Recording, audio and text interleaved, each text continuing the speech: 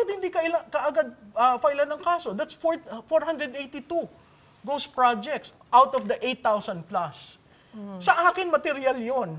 Kasi, at least nakita ng taong bayan, yung ghost project na filean. Na may umusad. May Oo, 110 days na.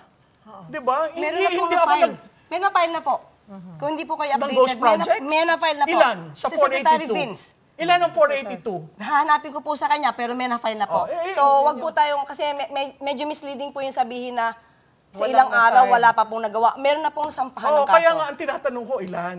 Kaya nga, bibigay ko po sa inyong detalye. Just to be detalye. fair with facts, 482 are ghost projects and nobody has even informed the public that out of the 482, 50%, 30%, 10% have been filed.